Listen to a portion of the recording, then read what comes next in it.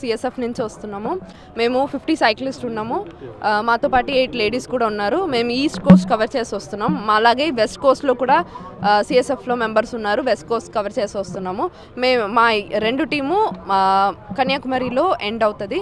మేము వెస్ట్ బెంగాల్లో బక్కాలి ప్లేస్లో మార్చ్ 7కి స్టార్ట్ చేస్తాము ఈ ర్యాలీ.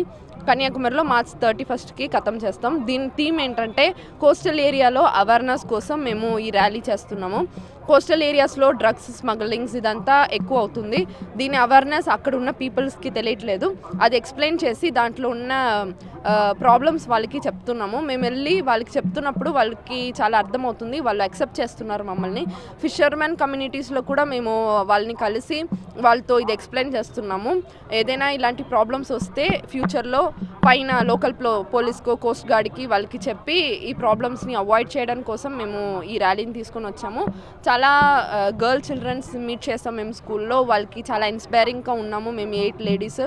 వాళ్ళకి ఇది విన్నప్పుడు చాలా ఎగ్జైట్మెంట్గా ఉంది. ఫోర్స్ గురించి వాళ్ళు అడుగుతున్నారు. ఫోర్స్లో రావాలని కూడా వాళ్ళు చాలా ఎక్స్పెక్ట్ చేస్తున్నారు. ఇంకా కోస్టల్ ఏరియాస్లో ఉన్న స్టూడెంట్స్ కూడా పిల్లలు కూడా చాలా హ్యాపీగా ఫీల్ అవుతున్నారు. మమ్మల్ని చాలా హ్యాపీగా వెల్కమ్ చేస్తున్నారు. ఈ ర్యాలీ ఇంకా ఫ్యూచర్లో ఈ ర్యాలీ వల్ల చాలా అవేర్నెస్ రావాలి, ఏ ప్రాబ్లం రాకుండా ఉండాలని మేము విష్ చేస్తున్నాం. Thank you.